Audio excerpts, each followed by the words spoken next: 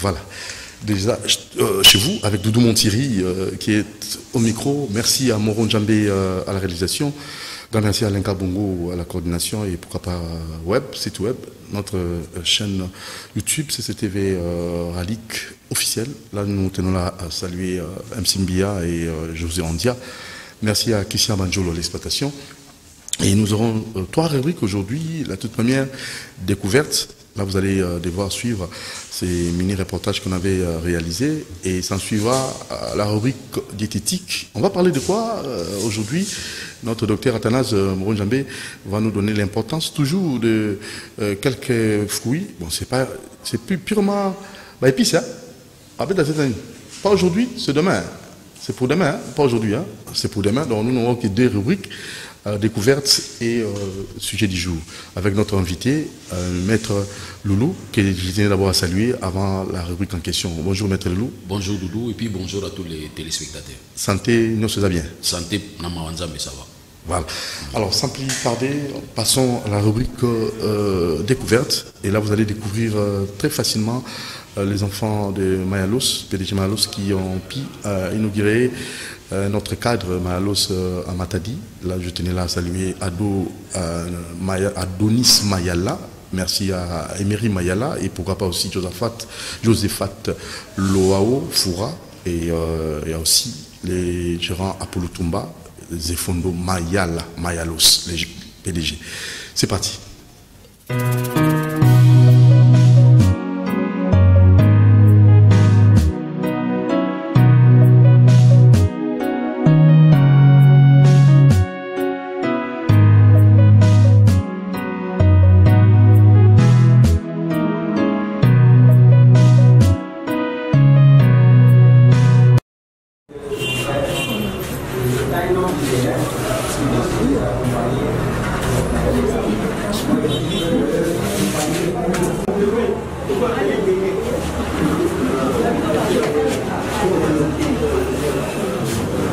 Madame la Présidente.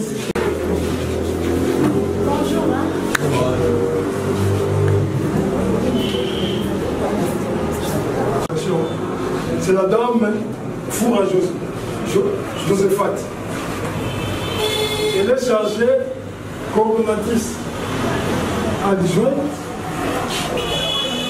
chargée de...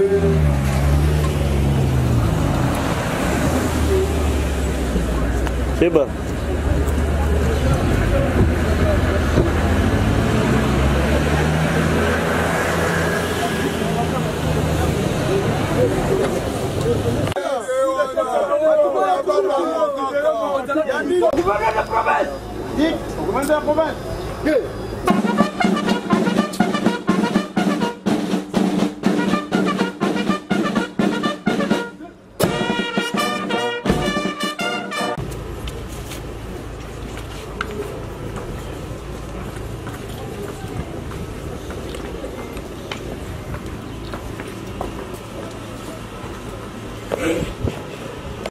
Pour les faits qu'il ne cesse de consentir pour la reconstruction, le développement ainsi que l'instauration d'un état de droit dans notre pays, dans sa vision le peuple d'abord. D'autre part, à tous nos invités qui, malgré vos multiples charges et occupations, avaient préféré répondre à notre invitation. Que vous trouviez en nous l'assurance de notre parfaite reconnaissance. À ma qualité de directeur général de la société immobilière Progrès Mayalos et l'ensemble de tout le personnel, nous sommes animés par un double sentiment en ce moment où nous inaugurons notre hôtel, à savoir le sentiment de tristesse et de joie. Sentiment de tristesse parce que nous aurions voulu la présence du PDG Mayalos, qui a la Mayala, qui a la Ernest, communément appelé Papa Mayalos. Dans cette cérémonie, en sa qualité d'initiateur du dit projet, mais hélas, l'homme propose et dispose. Sa mort nous a surpris le 12 juin 2020 et n'a pas pu achever l'œuvre qu'il avait commencé. À cet effet, je vous prie de vous lever pour observer une minute de silence. C'est déjà. déjà. Merci. Que son âme repose en paix.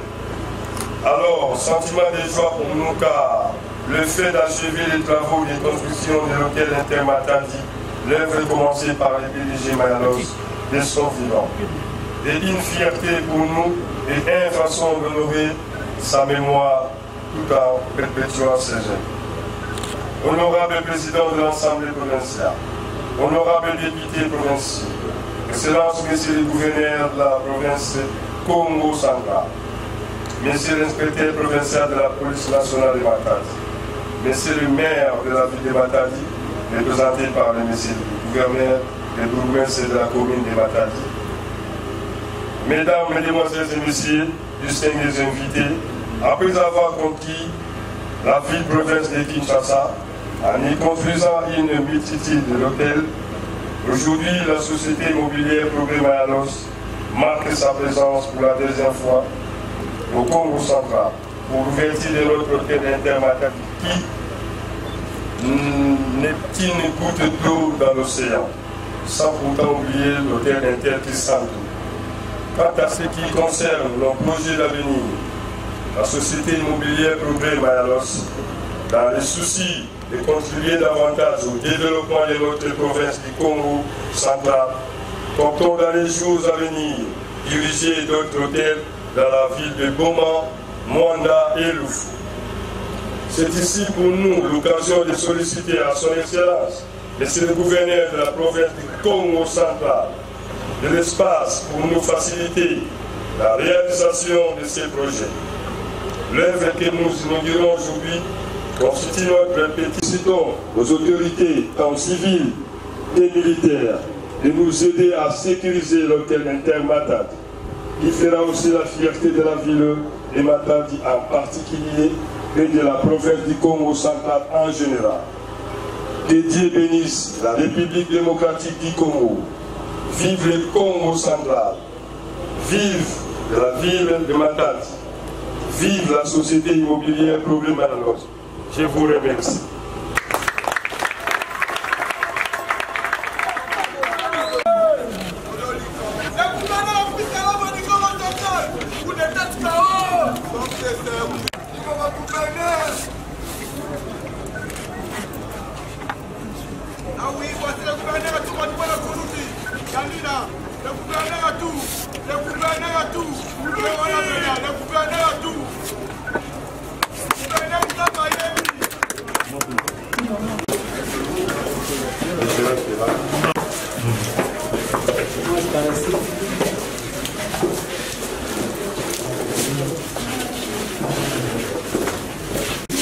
Nous continuons la construction telle que vous avez écouté dans le discours.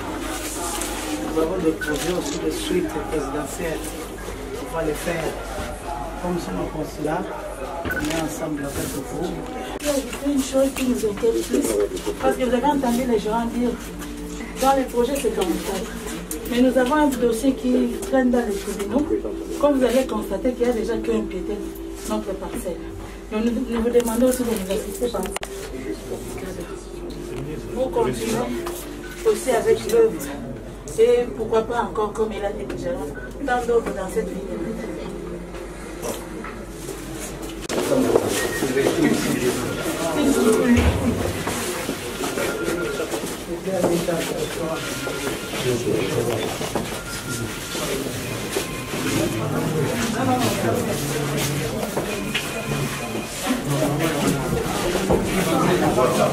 Voici le gouverneur à tout. Le gouverneur à tout. Merci.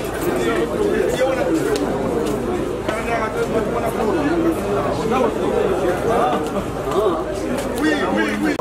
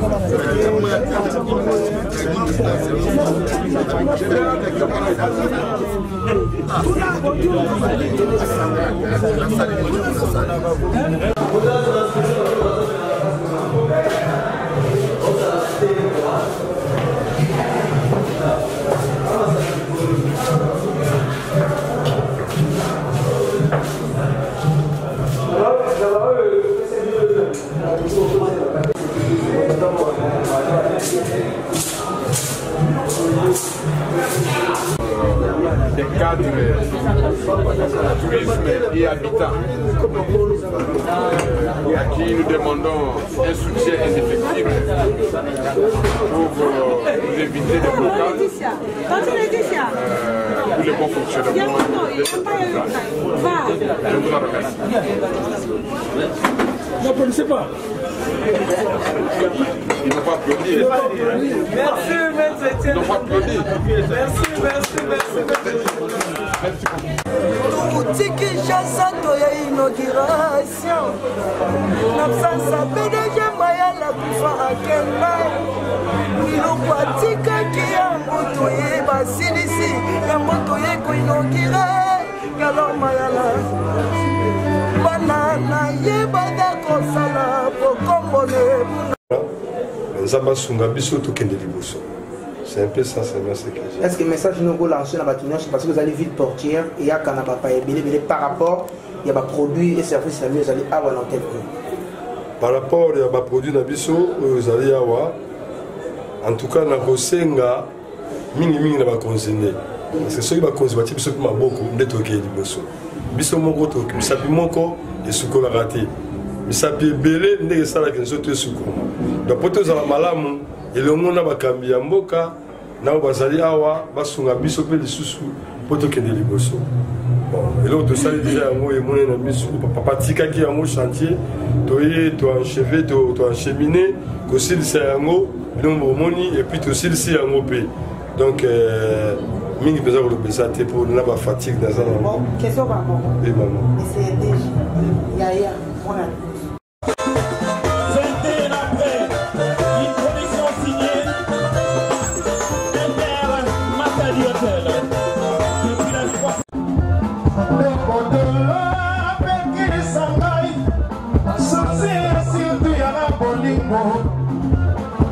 Solution na fernanga Makina koliwa ya mobesu Betelo mwagae Wapi seselete yola kwa kinai Wapi kolima yo mwakisema Yomo selima nambolanga kinai Na bobokate Komanda ngai moko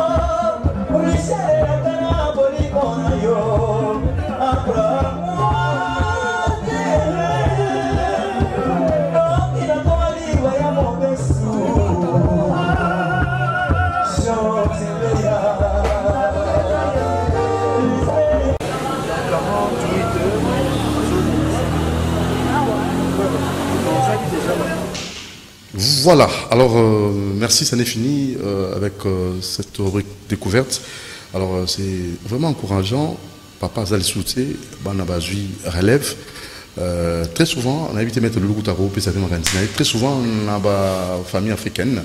Ceux qui ont parents, Azaki Namon bien, PDG Mayalos, Atike Diban la gestion, Zefondo Mayalos, Emery Mayalos, Adonis Mayalos et Maman Josephat Foura Loao et pourquoi pas aussi M. Nomen Dongala, Apollo Tumba les gérants et Bazui, initiative voilà au commissaire Moussala encore davantage Liboso.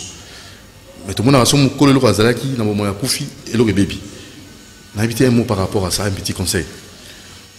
Oui, merci. C'est généralité de Yangwana.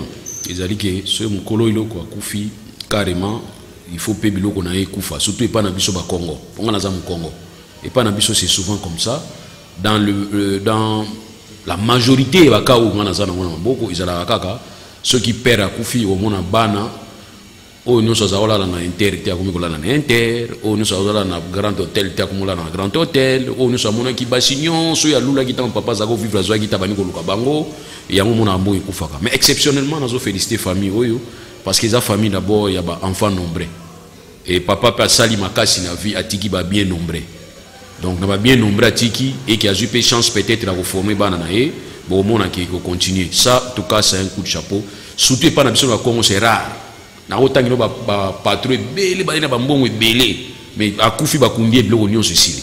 Donc félicitations à la famille wana, vraiment félicitations encore une fois. Très bien, alors coup de chapeau à vous, DG Zefondo Mayalos, Kumbaka Makamunozo Kumbela, c'est très bien.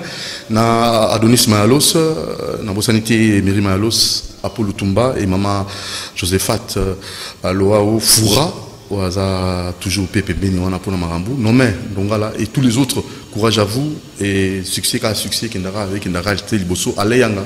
Pour casser les bossos, Marambe qui est bien, j'ai bien. Alors il faut toujours un partenaire, on peut confiance pour Banabazo qui est bien. Place à notre sujet du jour. C'est parti.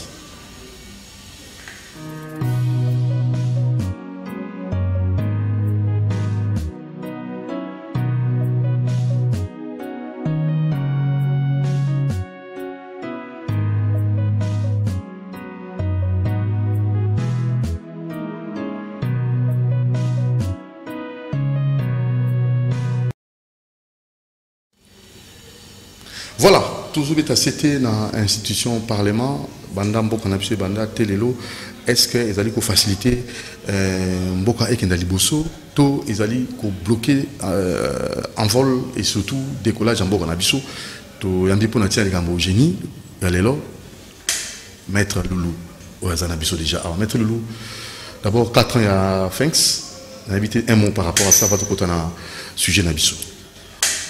En tout cas, Etienne Tshisekedi ou Moulumba, ils ont battu tout le monde après 60 ans, 50 ans. C'est un phénomène. Ninga Koufa Kiwana, tous en a 4 ans. Donc peut-être que Kokolo na biso amona réincarnation Etienne Tshisekedi. Je peux être peut-être taxé. Na lo bango pour nous amuta IDPS, bako taxé ngani mona. Mais je ne suis pas de l'IDPS. Encore moins naza proche na yété. Nebo kansarawana. Nazolo bango par rapport à honnêteté intellectuelle. C'est un monsieur, comme tu as dit, 4 ans, donc il nous faut encore au moins 46 ans pour tout le monde sous Etienne Tshisekedi. Âge na yo zanango bakisa 46 ans, ce qu'on comment au monde Etienne Tshisekedi sous forme de réincarnation. Parce que c'est un monsieur où azaki cohérent dans la position politique. Pourquoi le bibongo 46 ans après? Âge zanango. Te baza ba ya rare baton. Ba phénomène ou ya rare. Comprendre ba Lumumba rare, ba phénomène rare. Donc il y a un lobby qui ils a bateau yo photo se référera toujours. C'est un sûr au monde ba litignon so baton so ba kosala. Ils ala ba opposant na ye, ils ala ba adversaire na ye, ba ndimaki. Yango bomoni na scène ça bazwa président ya conseil des sages té. Si le ba mona iso sage ba ko chawa na té. Tra ba sagesse musu to mona mikolo. Mais ya papa wana tout le monde était unanime pour le ils a place réservée na ye. Surtout que Azali Mouto Falatala Otobengi Nakatia commission nationale a suivi à Bakor na Sensa. Président a gozala na ye, mais président a comité des sages Batia Mouto Mousoute. Pour même Namlanaka Mouto Mouko FCC a été place où on est à une toute personne, c'est-à-dire par rapport à la conciliation Otozana Moué pas vie. Oh nous savons si Matozana conciliation a été à moins que à reprendre vie à vie. Nenga Bandaï Kosala et puis Nenga Zalaki juste. Les gens ont témoigné à Opesa pour la vie. Na Opesa moi blessé batouté. Ya koloba ke vie on a zaki tribaliste té. Malgré nenga to kanise la kabatu, mais vie on a zaki tribaliste té. Ce fait que au quotidien bureau na ye, au bandi na langue maternelle na ye, a démission que no so na mutu wana. Donc si les mamans mutu na yebi chiluba bien ko le ganga. Yo ke no so na ye. C'est une façon que de obéir bima kende. Vie on a zaki tribaliste té. Et vie wana azaki na souci à peuple. Na lo belayi po akufaki lelo. Balwa malamu ka pa mutu. Azaki na mabina ye. Mais azaki stratège. Il a fait son opposition à stratégie. Na betala toujours li solo a na bolanda nga ko lobaki. Asimbisa Mobutu touche na ba niveau nyonso. Et Mobutu a témoigné pour na ye. Mobutu a lobi boye makambo ya ba biado na beja. Tshisekedi a lobi boye misi 5 milliards. Bino mo la sanga 2 milliards ndengeni. 3 milliards na ngeke wapi. bato bazali pembeni ya Mobutu bayebisi Mobutu ke bon ebite ke vion na bela liboma Mobutu a répondre bango te ngamu na beli sisaki ye liboma lukuta po bato bandima ete mais ti pona la vérité. Donc voilà témoignage na ozala ngopana mona mbali ona. Et en plus bazami balé o ngala ba ke bazaba leader charismatique ezayi na musée batika bana na bango ba joint boy baka nakata ba stricti na bango ba joint bon ande neti nga bureau na ngana compte privé so ngana za soutenir moi na nga témoignage na testament na nga ya ngwana nakata bureau na nga so ngana za soutenir moi na nga asa si derrière classe na félicité ye licencié en droit option économique à l'okolanga tatana. Donc si on a ça souté, boy ba déjà que testament na nga yango eza yé. Mais tu sais que dit na musée ba ça souté ba tika ki na kati organigramme na bango directement suivi na bana na bango te. Ça il ko na ilegela nga makasi. Donc c'est ngana ko na bango te. To monia ba église mususu église katani kufi moi c'est ayambi to mona yambi. To moni ba parti politique mususu wa papa kufi bana ba yambi ba komi PCA ba PCA. Présidence à conseil d'administration, il y a un parti politique. Mais Viewana a Koufi, a Tigmo en position, il y a secrétaire adjoint en charge de Makambo Libanda, si ma foi n'a pas Libanda. Viewana Tiseki. Donc, il y a un mystique à calculer. Viens moi à calculer, il y a un moment à souffrir, il y a un moment à jouer avec Makashi à Kokangabilamba, à Kenine Kawele, parce que niveau à frappe, il y a opposition à Viewana Zagi Makasi. Il y a un Akanisi et Lelo. Voilà, merci. Juste parenthèse de Fongoï, Tokangi, to Zio le génie, il y a Lelo. Pour nous c'était dans l'institution parlement banda mboka na biso to banda te lelo est-ce que dali kusunga mboka ke liboso toté. Merci na question tuninga par rapport à institution parlement. Ndeko nanga institution parlement c'est l'institution la plus importante na kati ya circuit démocratique. Bato ayi sanga mais la plus grande ndeko za la président de la République. Mais le président de la République a dozo ba soubassement juridique ko utana na wapi. Ou dans la assemblée parce que le parlement est un rôle où il joue. Le parlement est légiférer. Donc toutes les lois que nous avons et la constitution et les gars qui n'a parlé et les gars qui donc institution parlement institution la blague ça comme cité. Mais je regrette d'abord on a banni que le histoire du parlement na biso ils allaient à la congrès au bisika kasavu buna lumumba babimaki ils allaient institution wa alors to pesa ngo respect tant toujours le belayango et to pesa ngo pe respect tant toujours na kati comme ba membre na yango to pesa ngo pe respect tant toujours ba bureau na yango bisika na konyata makasi yango wana tant toujours ba bureau na yango soko tali exposer les motifs ya constitution na biso balobi les crises récurrentes o ebandi banda 1960 raison fondamentale na yango l'une des causes fondamentales na yango ezali la contestation ya légitimité ya ba institution ndeko dudu basuki wana te balobi et leurs animateurs. Donc pour dire que la contestation peut venir, la légitimité peut venir contre les institutions, ça peut aussi venir contre les animateurs ya ba institution. Dans la crise to bandi na ngwa tout ça les dernièrement ba élection ve fayu l'outil les lois demandé ma commission de Karamboka te. Donc via dans cadre na science politique ba anarchiste. Donc eux baza wana bandimaka pouvoir établi. Donc viens sur expliquer makambo pouvoir mo na RDC aboya na. Oh bah ils appellent système politique ils ont système politique science politique science politique ça makambo tanga belé c'est la sociologie politique et technique politique science politique bokina ba no bazaka maele mais là on a regretté ka bana ngope mingi bazaka ba politicien te ba comme ka pratique parce qu'il y a na pratique théorie belé la mutu mais pratique ezate bon le rôle apeka peut-être bon voilà anarchistes les anarchistes ils alli système politique où yali ba partisan na bango bandimaka pouvoir établi te pona bango ezate ce qu'on est wana eza ndenge donc vous avez un sens politique au monde normal botangi yango toujours ça quelles conséquences ba tuna bana wana bazama yele bana wana nasi nazwa moko na face à face nanga ma rappeler nga biloko ebele na sepela imakasi ba ma yele ndenge tambulaka ba yeli makambo nyonso bana wana mais ba na chance parce que ba nyonso ba na science politique nazo tanga bino bezo sala nga pasi ba oma ko sana ba cabine ba comme matière on a photo récupérer bana wana to tia ba ba bureau politique na biso to tia ba ba administration parce que ba tangi yango mais na Congo kuro yo tangi te yango ba uchayo donc oyekoli ko kumba vélo mais ba pêche avion zo avion kumba c'est ça le problème na Congo donc mutu na mutu azo tia bisika fala à rendre service na l'état te na société te Na komi kana bengo Doudou oui na komi premier ministre yaka yo à partir d'aujourd'hui komi expert. C'est comme ça tout ninga expert ani expert. Ba expert ba yi. Expert yi oui. Il y a matière nini expert ne bomo ninga expert. Bo fouté compte expert, ba fouté pe na compte expert. Mais entre parenthèses ba tout ming ba ya ki na ba mandat liboso ba déclarer ki ba voir na bango te parce que c'est une disposition légale.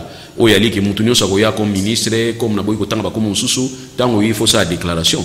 Et tant que vous avez fait une déclaration à Oyo Kominango, ce qui n'est pas législateur à Ebiti, n'a pas Ebiti. En tout cas, la parenthèse. La parenthèse. Mais tu es anarchiste. Oui, anarchiste. Au Bazali on dit pouvoir établir en face de la banque. Alors, par rapport au respect au Parlement, Parlement est ça la Mibeko. Mibeko, nous sommes dans la société. Et où tu as un Parlement? Parce que Bazana a mission pour légiférer. Ok? Au-delà de la mission, il y a un contrôle. Bana mission pour légiférer. C'est ainsi que Doudou Komona na 18 ans et qui ba loi est belé à contester. Ba loi est belé bini. N'est-ce pas ba loi est belé basalaki. Si vous avez bilan parlementaire il y a 18 ans et qui vous allez remarquer ba loi moko contraste. Ba loi moko vous allez ko violer même ba disposition il y a constitution. Tout allez comment on a ngoté. Tout ça aujourd'hui loi neti pourtant statut à ancien chef de l'État. Et ça loi moko vous allez ko violer. Ok, vous allez violer parce que dans la constitution, il faut prévoir qu'il faut lutter contre l'impunité. Mais ce qui est parlementaire, tout ça, il y a le chef de l'État, Azawana Boko Simba était, immunité toyebi la condition où ils alaka. Mais babi que na ba infraction nyonso, oh ya salaki, il est réputé irresponsable na ba banini ba infraction nyonso ya salaki. Je ne sais pas ingolo banini. Ingolo banini. Mais voilà. Biso toujours banga instabilité. Pour nous surtout toucher chef de l'État en fonction, ou on créer stabilité. Tondimi parce que notre démocratie est fragile. Mais ce chef de l'État a sous chef de l'État a commis citoyen ordinaire. Beaucoup de avantages, beaucoup de ça tant mieux. Mais beaucoup de avantages juridiques que le cas où la constitution a prévoir, constitution habite que loi. Donc loi on est seulement qui na majorité. Oh ils allaient qui a Kabila. Si vous bino boye ko renverser, on a bien un bungula. Vous avez une mission, il y a un poste, mais vous avez la mission, il y a une loi nini beaucoup touché pour permettre tout le monde la différence réellement entre le régime à Kabila et le régime au côté. Donc, nous sommes dans la loi. Est-ce que la population comprend le quoi? Bon, tant que pour un député, le lobby devenir un choix pour ça. Bon, nous sommes sincères. Nous sommes en conflit dans la population. Pour le lobby, nous sommes peut voir. Il y a un moment où on a diminué le volume. Donc, on a un conflit dans la banque. Tant que vous allez élire sur base de chapeau, tant que vous allez élire sur base de polo, tant que vous allez élire sur base de bouteille à bière, posez-vous la question. Bouteille, il y a 5 ans. Même polo, si vous avez un minimum, il commande Kingwa Ngombe. Il commande Kingwa Ngombe. Chapeau, on est comme salité, même si vous avez un latin. Mais il y a un des salariés qui ont voté au Yabokinde pour ça, les lois loi. Vous comprenez? Les lois tout c'est pile makasi. Parce que hier, on nous disait que un député a bloqué dans le groupement politique. On a un député qui a dit oh, ngai moyena lobana ba plénière ezate, ngai moyena loba président professeur loi ezate parce que englouti. Té na englouti té groupe parlementaire nanga président azali na reçoit sanction. Les lois cours constitutionnel merci. Et puis biso que mission ya député tika la mission ya député. Mission à député tika la mission à député. Donc député rôle na yezali ya ko légiférer, ya ko ça la proposition de loi. Et quand on ça la proposition de loi na, azota la batute, azota la yé. Et bon, il y a des fois une sanction à niveau il y a un groupe parlementaire. D'ailleurs en France, parce que mon niveau tout ça là na Congo, to kanzine de biso to bandiango, to ibanda kala na France. Na France, ba na système que ceux qui députés à se rebeller contre le groupe parlementaire na yé. A ko zo sanction kaka na kati ya groupe parlementaire na yé. Sanction les sanction il va il y a pas mandat na été. Mais parce qu'il a fait son travail. Les loyo bon, ça ba kamuto mona mais ngana mona neti to ça ba loi moko biso moko. Autobenga la jurisprudence. Mais la jurisprudence peut s'expliquer, ou soit même la doctrine peut s'expliquer si la loi c'était. C'est-à-dire ce qui est loi et le bas et le côté. Là, ce moment-là, tu peux compléter en haut. Mais loi ici est le bas en haut. Règlement d'ordre d'intérêt, c'est le bas qui est député, na bandel na yo, on peut ça, appartenance na yo. Mais est-ce que tu as besoin de tout na cour, tout déranger, il y a cour. Tu sais, il y a cour, tout ça, la pour un député, oh, a ligne à voter. On a tout bien déjà. Règlement d'ordre d'intérêt, ça, le bien déjà. déjà. On n'avait pas besoin d'ouvrir la porte qui était largement ouverte. Mais les problèmes, on voulait seulement, politiquement, faire taire. C'était ça. Quand cela ne tient, tous les arrêt, vous allez député, vous allez libre. Il y a voter. Vous allez libre. Il y a ça la parce qu'il y a une mission dans Yangwana. Ici, la Cour parle du Parlement, de l'Assemblée d'une manière générale. Mais l'Assemblée est constituée de qui? L'Assemblée nationale est constituée des bureaux et la plénière. Donc, bango nyonso wana baza na droit ya ko légiférer, baza na droit pa ko sala ba contrôle parlementaire. Wana to suki. Mais beaucoup de sa cour constitutionnelle ba débat na bino politique té. Ya ko loba ke même na appartenance akoyi ko loba alongone na appartenance a wa ki na appartenance mususu. Ezala até. Pour ni besoin de comprendre té. Tina hémicycle ezani. Tina hémicycle o abenga hémicycle ezali forme il y a architecture où il na niveau à France où il salaki par assemblée nationale les anacé et puis sénat les ala likolo ya ngone tina ba kuma obenga bongo lelo la chambre haute parce que na architecture à France akala ta ba bandaki makambo ya ba démocratie oyo ba français ba salaki système qui ba député ba zala likolo ba député ba sénateur plutôt ba zala likolo ba député ba parlement ba député ba zala nacé yango boyoka katina baloba ke chambre haute na chambre basse parce que mutu muka tunenga keso musuzo chambre haute c'est que bango baliki spécial n'habité na cadre de conflit à légiférer loi ce qui loi et qui ba au la commission paritaire ce qui simbité balobi ke loi ya assemblée nationale de yango ndezali loi considérée wana constitution de bien donc rien que par rapport à ça on peut comprendre que parlement ils a toujours likolo ya sénat mais lelo curieusement babenga sénat la chambre haute pour nani il y a on appelle ces réponses kolobaki ils a par rapport à construction il y a salle il y a parlement il y a France où il a dit que chambre haute ils a likolo pour les sénateurs chambre basse ils a rassé pour les députés voilà l'explication où vous comprendre maintenant pour nous comprendre pour les babenga bango gauche na droite c'est parce que nakata hémicycle wana ça dit hémicycle il y a demi cercle nakata hémicycle wana basala wana président fonda na katikati na ndenge président fonda na katikati kiti na ye fonda na katikati loboko na ye ya mobali et ali ba député oyo bazali ko soutenir le régime souverain ya souveraineté c'est-à-dire oyo bango bazali ko reconnaître que pouvoir ils n'avaient pas souverain bango bazala na droite ba benga bango ba na droite ba député ya droite so oyo ki ba bi député à droite c'est que ba o na tango akala bazali fonda na droite ya président ya assemblée nationale ba o bazali fonda na gauche ba bato to benga niti ba socialiste o ba yi koluka ko renverser principe en fait ba monarchie ba yi koluka ko renverser monarchie ba o wana ba député na fonda mingi na gauche bon voilà première explication deuxième explication côté États-Unis nous avons des républicains nous avons les démocrates na yela loba nini na yena loba ki pa na bango tellement bazana ba valeur jamais au mona mutu moko député à gauche jour on a vu biloko na kena nga côté à droite et d'ailleurs ba matérialiser mon nini bisika oyo ko fanda na gauche soza li parti ya gauche kiti wana ba pesa yo mwa boîte na yo a lettre pega wana ekomi wana ba ko pesa pe micro yo soko tamboli place à kofanda ezate oza na place na yo oyeka na place na wana ti mandature na bino ekusila donc ba comprendre que pouvoir tia mutu na bisika moko po ba yunga na bazala te ok yungana bato bazala ba transhumance wa benga transhumance na moni bato mi to côté bien na transhumance wana donc a longwe mutu ba comme si soki nini ba benga ba transhumance pour changer ba modification OGM na tikelo si ça on a ba question modification OGM on a ba comparaison organisme génétiquement modifié donc oyagi mutu na mukili ya mwasi ba bimisi mobali donc ndenge ba député na biso ba politicien na biso bazali donc qui veut dire place oyo fandi côté gauche okotika la wana ti mandature na yo ici. Mais cela ne voulait pas vous empêcher de voter loi moko contre droite. Parce que vous avez député. Voilà l'explication simple. Parce que bien faut ça tout possible, biso to expliquer à peuple, pour peuple à comprendre. Oh bango balba en français. Mon frère, il y a des mots français ndé nazalia, ceux qui makelele. Le ministre makelele à Lobiango. Ceux qui mende à Lobiango. Ceux Olivier Kamitato à Lobiango. Nani chose à makasi ba mots makasi wana. Na vient biso 600. So ba lobi ba mots wana fona ki na dictionnaire. Natanga saka. Ngana tanga saka. Mais ceux qui quatre viennent par le biba mot en français, mot ya français, to phrase en français. Na on le kondo. Na ba le kondo. Il faut na kende ko luka dictionnaire, na ta la vie on a ngolo bani na mot wana. On a yebi ngote.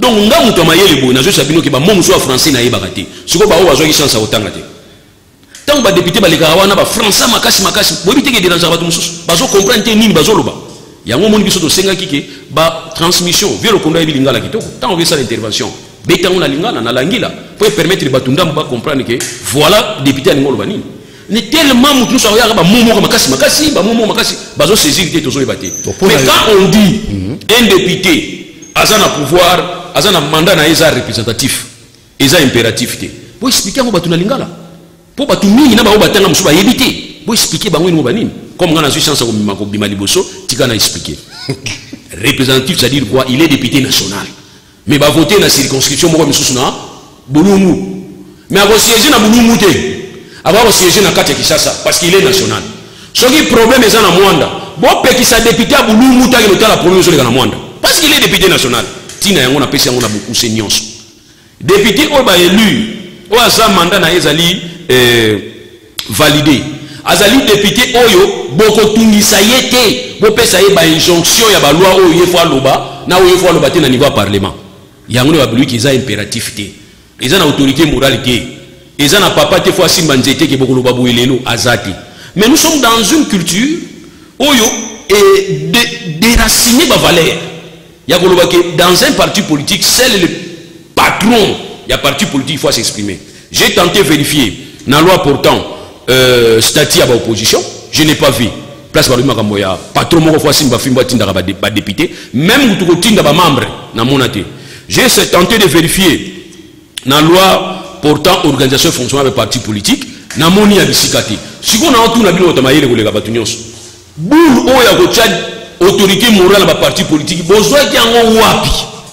Yango de cours constitutionnel et qu'on rectifier qu'on va que député à libre tant que ça là parlement contrôle parlementaire naïe tant que livre qu'on voter la loi azali liboso conscience naïe alors on a invité député azali ko ba injonction c'est ainsi place nazo télé na makamba ko ba ke bozo ba formulaire bo remplir bo comme na major naïe union sacrée mutu fois ça là on faut la militant ya parti politique ou azali député je comprendrai mais ce qui mutu na ko ça là on azali président provisoire ya assemblée auto là je risque il y a que exposer des motifs non demain il peut y avoir une contestation il y a légitimité il y a animateur parce que l'animateur s'est mal comporté il y a on a lobby est-ce que vous avez que na application sous ça la ordinateur ils aura bien tout ça là on lelo mais lobby comme obsolète ba informaticien ba yebi et puis comme un virus l'utiliser pendant qu'il y a un bureau d'âge pour tout l'étape pour tout ça c'était mieux il faudrait l'utiliser pendant ces temps.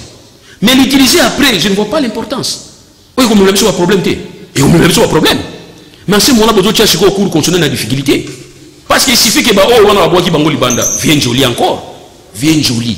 Tant que tu bois qui libanda. Vous bangi été. Mon frère, vous pouvez attendre une fois que vous bois karawan. Vienne joli. Ce qu'on fait, on a droit et habillé. Il y a habillé droit mais droit et habillé. Alors ça, c'est le requête. Mais en français, on a routier na katiwana. Vous avez juste problème parce que dans Rwanda, dans Ouganda, juge constitutionnel, juge constitutionnel, c'est-à-dire juge constitutionnel. Si ça nous pose en question. Voilà, cour constitutionnelle et une décision contre pouvoir ya Yoweri Museveni. Bagino kanga Bobby Wan. Bagino kanga nanda kunaye cour a lobi ke bolonga wana botika libre. Moni ke cour constitutionnelle a eu hôtel. Et tout le monde na Zimbabwe, cour constitutionnelle, cour suprême à Zimbabwe et s'opposa qui contre acte aux défunts Robert Mugabe a opposé pour s'opposer contre l'élection et Salama Kikuna. Kourabi non, acte aux élection et Zamalam. D'ailleurs, on a confirmé les résultats. Donc pour dire que la cour, compter la milité. Pourquoi? Parce que ça fait ma carrière là-bas. Et puis le monde nous regarde. Il y a un qu'il faut ça avant. Juge même la il faut au ça avant au bongisa. Si on ne sait pas juge même les juges à tel bien on peut s'appuyer ici. Mais il n'y a pas juge non juge salara au moni au sala. Mais juge pas ça soumis à la loi. Ah voilà. Il y a un dit que bah républicain na ba démocrate na États-Unis ba longola qui Trump pour Trump ba ko sala auto bengi banti valeur na ba valeur américaine. Il y a un ba républicain na ba démocrate ba sangani ba mo bengani. Cela ne voulait pas dire que les républicains ont commis nani démocrate on a commis république non plutôt républicain on a commis démocrate à côté d'un parti à Joe Biden mutatika na bisika na net na France ti mandat ne aussi là mais on a la possibilité à kombo ya na yo makamususu oyo parti politique ne zo pesa yo voilà explication ya cour wana tous la ta exceptionnalité na ndenge union sacrée zali na ndenge mokonzi mboka zoki bakanisi pour na kobongisa pour tout sangana mboka ke liboso ce n'est pas un cas exceptionnel entre nous soit dit je voudrais dans la claire na yo ça dit ngana za na difficulté moko ya ko kanisa ndenge ngana kanisaka par rapport ya oyo ngana zo comprendre. Mais il y a des gens, oh bazo loba, oh bazo kanisate par rapport au comprendre, mais bazo loba, bazo na ba temps et belé ya bantenne. Vous leur laissez trop le temps de parler. Donc lui-même n'est pas convaincu de ce qu'il dit, mais il dit quand même. Nitinga place mon pena les gars qui na sala ki yango. Quand on m'a posé la question de savoir est-ce que l'on a comme maman kolongo, na ici des tendances. Au tuninga comme juriste ou bien au tuninga comme citoyen de la rue. Ou comme juriste ngabité na olobate. Au pona nini ngabituna comme citoyen de la rue. Dans la tuninga le citoyen de la rue. Tu fais dans bureau, tu fais dans l'assemblée, dans l'institution parlement, tout ça dans le parlement. Dans le cas où, dans le contexte actuel, dans tout le roi juriste, pour les génie Congo. Faut que tu aies un sociologue. C'est tout après donc il y a sociologue, tous les deux tendances. Ok. Maintenant on a juriste après qu'il y a un sociologue. Parce que tout ça on a besoin de mots qui démarrer, on a besoin de blocage. Entre nous, soit dit, clairement parlant, tout le monde souffre. Ok. C'est comme si souffrance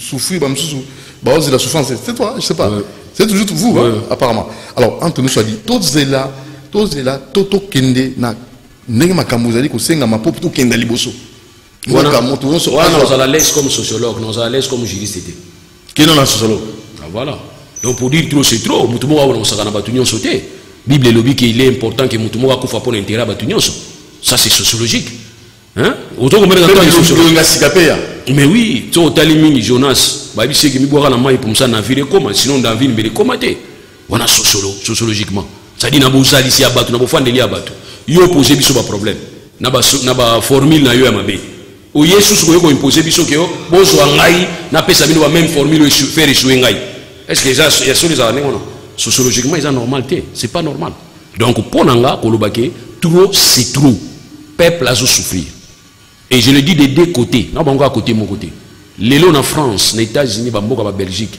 bazali komi pesa makasi na o Italie lutte contre pandémie c'est-à-dire ba osala auto bengi lutte sanitaire bango nyonso bazali ya kosangana parlement ezali ko siéger pour etala ba loi ni exécutif azosala ba loi azotinda na parlement ya makambo ya sanitaire ya makambo te ko ilungwa luka mbalongwa mboso atikala nanyo te mabunda tazala te kuna bazali ko sala kake loko moko et loko bazo sala ezaka moko lutte et on comprendre que même auto benga ba extrémiste ya parti moi na les peines azot la na bango pour na vaccin albi na mona clair na ba vaccin mais azot ba ke Macron longwa premier ministre longwa l'assemblée social ne pose pas problème. Social n'a pas posé un problème. Mon frère. Et si quand les gens disent que nation babiloko pour guerre goya pour na lamba est-ce que vous savez la guerre vous savez la guerre era ko chama ya moto yati ba soso bakimi ba lion bakimi vous en attendez social na bango isa bien malade bazala ngo isa vrai danger tu peux être bien socialement mais quand tu es malade tu pars. Maintenant chez nous le social et la maladie pas na biso bazo qui peut en monter enfin na bango abika ke ilunga fa longwa mabunda pe fatika la na mboso atika la luka bato baza malamu pardon na sens luka bato baza malamu ya on penser tel longwa tel a remplacé siko na zone comme juriste biloko wana tout le monde a déjà ça c'est pas une crise la vraie crise aux agis na crise armée comment ça ah oui pour na ça tout c'est la crise armée na boy ko yebisa yo makamususu pour na ça peut-être là wa bomona mabete nous avons connu une guerre ici na Kinshasa to konita ki guerre et on a vu ce qui guerre bandi ko zo tant kolamba loso somba ina ndako te ko zo tenter tala ni bazo tambola ka kuna ba est tant kolamba ezate alors voilà la crise qu'il faut to banga ne yangwana et la crise sociale et pandémie maintenant on est allé que inonga luka mbalongwa ponanga sociologiquement na bi que c'est bon mais juridiquement faut to tchaba base on ko permettre biso lobi to za la mal jugé voilà mon souci et surtout que biso mingi to za na toujours réfléchir to luka to ba que non à malé demi tu vas netto kimela biso o toujours poser les lois à la jurisprudence parce que demain j'ai toujours dit par erreur bata failli ba se faire moki par erreur failli l'équipe président en 2023 président azolu ka siko majorité yep ne biso luki majorité lelo nini au salam Donc, il faut poser ma base. Il faut permettre de lobby et créer jurisprudence ma bête. C'est ce qui est important. C'est ce que moi je dis. Sociologiquement, le régime Yakabila nous a vraiment tués. Et Bomi Biso Nanzala. Et retardé Biso Makamou Belé. Bomoni Premier ministre pour avoir démission. Akeko tuna nanu na longwato na longwate. Nalanda Kambera lobike banda alesala ki ndengo na tango to sala gouvernement. Est-ce que Biso to sepela ki ma gouvernement mi sala to sepela ki et Biso to rôle bango déjà qu'il faut gouvernement et panzana. Comment nous on sepela ki lobby na ba sepela ngo lelo. Pour échanger lobby te. Kaka yango na sepela ki na ngote, lelo pe na sepela na ngote. Donc et pourquoi on a reçu ça, ezaka kolobake to sala o to sala. Mais na kosenge pa ba congolais nyonso. Kobanda na article 1er à constitution na biso, tin article 229 à constitution na biso, to tanyango mingi. To bundi na ngotro, to ke kotuna mingi cour constitutionnel. Mais to tuna conscience na biso ti. To tuna esprit à constituante. Esprit à constituer ça na kati exposer des motifs. Ce que tangi d'exposer des motifs, pour comprendre que to ko bunda te pona yango. Ce que tangi exposer des motifs, pour comprendre que poste ya mutu réservé na Congo za la souté. Ce que tangi exposer les motifs, pour comprendre qu'il faut éviter le conflit. Si vous avez exposé les motifs, vous comprendre qu'il faut assurer l'harmonie de l'institution. Si vous avez exposé les motifs, vous comprendre qu'il faut lutter contre l'impunité. Si vous avez comprendre qu'il faut instaurer gouvernement, bonne gouvernance. Si vous avez comprendre qu'il faut alternance et salama. Et salama, il y a cadeau. On a appelé ça un cadeau. Et ça a les conséquences, il y a volonté, il y a constituant.